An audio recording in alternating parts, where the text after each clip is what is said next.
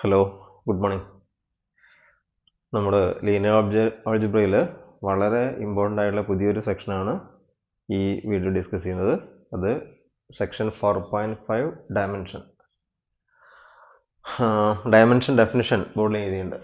Dimension of a vector space V is the number of elements in any basis. ബേസിസിലെ number of എലമെൻറ്റ്സിനെ വിളിക്കുന്ന പേരാണ് dimension. ഇപ്പോൾ basis നമ്മൾ കഴിഞ്ഞ വീഡിയോസിലൊക്കെ കണ്ടുകൊണ്ടിരുന്നതാണ്. ബേസിസ് കണ്ടു, കോർഡിനേറ്റ്സ് കണ്ടു. ഇപ്പോൾ പുതിയൊരു കാര്യമല്ല, ഇത് നമ്മൾ പഠിച്ചുകൊണ്ടിരിക്കുന്ന കാര്യങ്ങളുടെ തുടർച്ചയായിട്ട് ചോദിക്കാൻ പറ്റുന്നൊരു ക്വസ്റ്റ്യനാണ് ഡയമെൻഷൻ. ബേസിസ് കണ്ടു കഴിഞ്ഞാൽ അതിലെ നമ്പർ ഓഫ് എലമെൻറ്റ്സ് എത്രയാണോ അതായിരിക്കും ഡയമെൻഷൻ ഉണ്ടാവുക. നമ്മളിൽ ധാരാളം എക്സാമ്പിൾസ് ഉണ്ട്. ചില എക്സാമ്പിൾസ് നമുക്ക് സ്റ്റാർട്ട് ചെയ്യാം. R3 എടുക്കുക.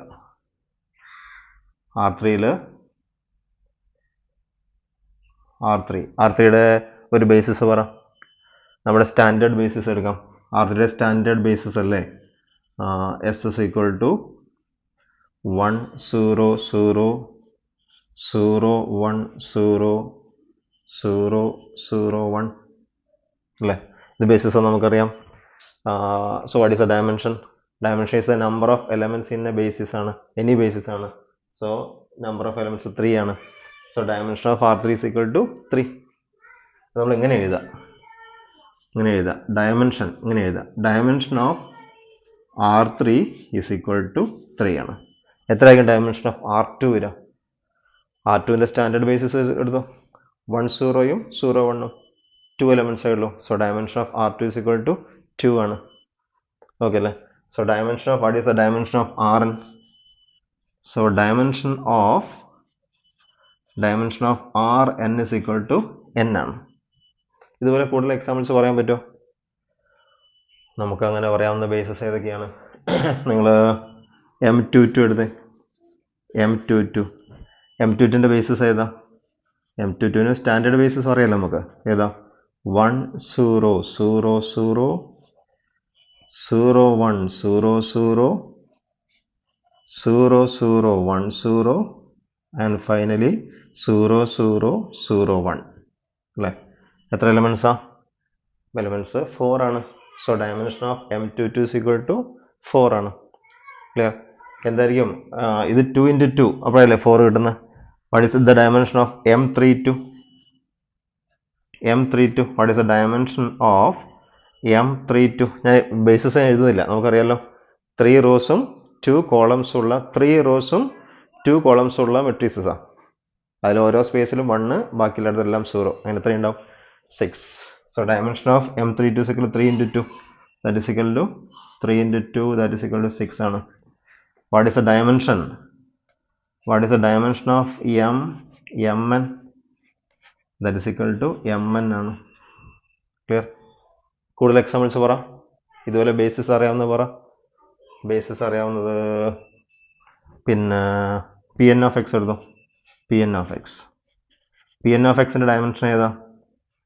ഡയമെൻഷനിലുള്ളത് Pn of xൽ 1 x x square etcetera x raised to n ആണ്. ഇത് ബേസിസ് നമുക്കറിയാം. What is the number of elements in this basis? നോക്കൂ, x raised to 1 മുതൽ x raised to n വരെയുണ്ട്. അപ്പോൾ ഇവിടെ n എലമെൻറ്റ്സ് ആയി. അതിലേക്ക് 1 ചേരുമ്പോൾ n+1 ആയി. So dimension of Pn of x is equal to n+1 ആണ്. എന്തായിരിക്കും ഡയമെൻഷൻ ഓഫ് P ഇൻഫിനിറ്റി ഓർക്കില്ലേ? മുമ്പ് പറഞ്ഞാണ് Pn of xൽ vector space of all polynomials of degree less than or equal to n ആണ്. Degree less than or equal n ആണ്. ഇനി ഡിഗ്രിക്ക് റെസ്ട്രിക്ഷൻസ് ഒന്നും ഇല്ലെങ്കിലോ അത് P ഇൻഫിനിറ്റിയാണ്. അതിൻ്റെ ബേസിസ് നമുക്കറിയില്ലേ? P ഇൻഫിനിറ്റി ആകുമ്പോൾ ബേസിസ് വരിക S is equal to 1 x x square etcetera അങ്ങനെ പോകും. ശരിയല്ലേ? അപ്പോൾ ഇതിൻ്റെ ഡയമെൻഷൻ എത്ര വരിക?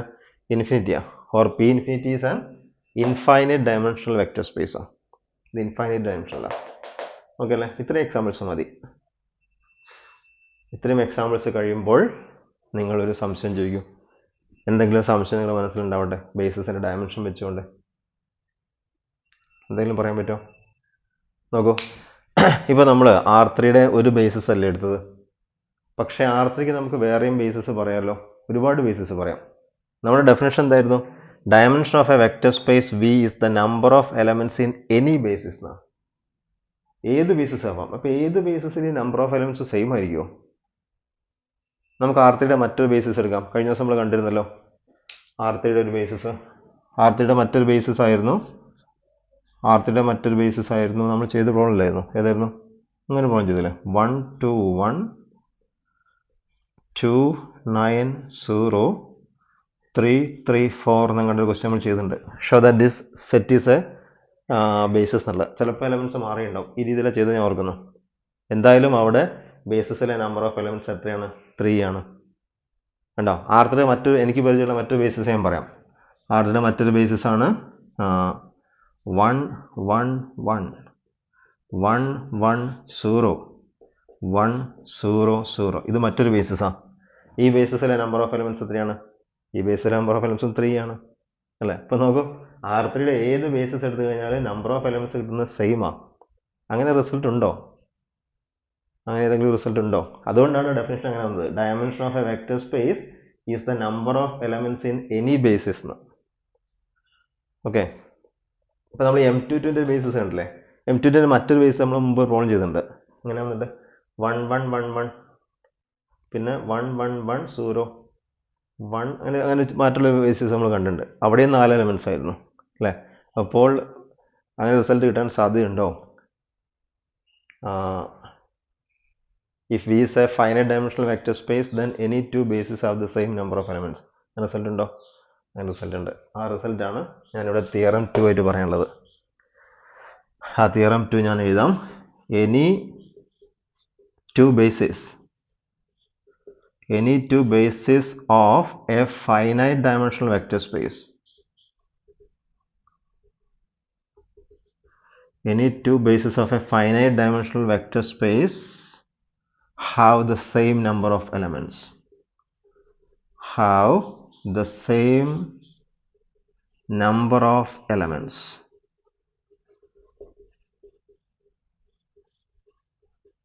ഒരു ഫൈനൈറ്റ് ഡയമെൻഷണൽ വെക്റ്റർ സ്പേസിൻ്റെ ഏത് രണ്ട് ബേസിസ് എടുത്തു കഴിഞ്ഞാലും അതിന് നമ്പർ ഓഫ് എലമെന്റ്സ് സെയിം ആയിരിക്കും. നമ്മളിപ്പോൾ ഒരു ചില എക്സാമ്പിൾസോടെ നമ്മൾ കണ്ടു അല്ലേ? ഇനി അതിന് പ്രൂഫ് കൂടെ വേണം. ആ പ്രൂഫ് പറയാൻ നമുക്ക് സപ്പോർട്ടിംഗ് ആയിട്ട് തിയറം ഉണ്ട്. തിയറം 1. ആ തിയറത്തിൻ്റെ പ്രൂഫ് നിങ്ങൾക്കില്ല, സ്റ്റേറ്റ്മെൻറ്റ് മാത്രമേ ഉള്ളൂ. അത് ടെക്സ്റ്റ് ബുക്കിൽ തിയറം 4.5.2 ആണ്. അതിൻ്റെ പ്രൂഫ് ഓപ്ഷണലാണ്. അപ്പോൾ ഇതാണ് തിയറം. അപ്പോൾ നമുക്ക് ആ തിയറം നോക്കാം. Let V be an n-dimensional vector space and let V1, V2, etc. Vn be any basis. ഈ വിയുടെ ഒരു ബേസിസ് ആണ് V1, V2, V3, etc. Vn. ബേസിസിലെ നമ്പർ ഓഫ് എലമെന്റ്സ് അല്ലേ ഡയമെൻഷൻ. അതുകൊണ്ടാണ് n-dimensional vector space എന്ന് പറയുന്നത്. അപ്പോൾ വെക്റ്റർ സ്പേസ് ഡയമെൻഷൻ n ആണ് and this is a basis. ഇനി എന്താ റിസൾട്ട് നോക്കിയേ? If a set in V, ആ വിയുടെ സബ്സെറ്റ് എടുക്കുക. If a set in V has more than n vectors, ഈ n എലമെന്റ്സിനേക്കാളും കൂടുതലുള്ള n-ലധികം എലമെന്റ്സ് ഉള്ള ഏത് സബ്സെറ്റ് എടുത്തു കഴിഞ്ഞാലും that set will be linearly dependent അല്ലേ? n-ലധികം എലമെന്റ്സ് ഉള്ള ഏത് സെറ്റ് എടുത്തു കഴിഞ്ഞാലും that set will be linearly dependent. ഇത് പഴയ ഏതെങ്കിലും റിസൾട്ടായി നമുക്ക് കണക്ട് ചെയ്യാൻ പറ്റുന്നുണ്ടോ? നമ്മൾ മുമ്പ് ചെയ്തൊരു പ്രോബ്ലം ഉണ്ട്. Rnൽ n-ലേക്കാളും കൂടുതൽ എലമെന്റ്സ് ഉള്ള സെറ്റ് ഉണ്ടെങ്കിൽ ലീനിയർലി ഡിപ്പെൻഡന്റ് ആയിരിക്കും. പ്രൂഫ് പറഞ്ഞതാണ്. Rnൽ n-നേക്കാളും അധികം എലമെന്റ്സ് ഉള്ള സെറ്റ് ഉണ്ടെങ്കിൽ that will be linearly dependent. Proof നിങ്ങൾ ഓർക്കുന്നുണ്ടോ? നമ്മൾ പറഞ്ഞല്ലോ, if a set in R3 containing more than 3 elements, linearly dependent. If a set in R4 containing more than 4 elements, that will be linearly dependent. നമ്മൾ ചെയ്തതാ ഇതേ കാര്യം തന്നെയാണ്. Rnന്റെ dimension എത്രയാണ്? n ആണ്. n-നേക്കാളും കൂടിക്കഴിഞ്ഞാൽ സെറ്റിലെ നമ്പർ ഓഫ് എലമെന്റ്സ് n-നേക്കാളും കൂടിക്കഴിഞ്ഞാൽ അത് ലീനിയർലി ഡിപ്പെൻഡന്റ് ആയിരിക്കും. അതേ കാര്യം ഇവിടെ പറഞ്ഞ ജനറൽ കേസാണ്. വെക്റ്റർ സ്പേസിന്റെ ഡയമെൻഷൻ n ആണ്. n-ലെ അധികം എലമെന്റ്സിൽ ഏത് സെറ്റ് എടുത്താൽ അത് ലീനിയർലി ഡിപ്പെൻഡന്റ് ആണ്. First result. സെക്കൻഡ് എന്താണ്?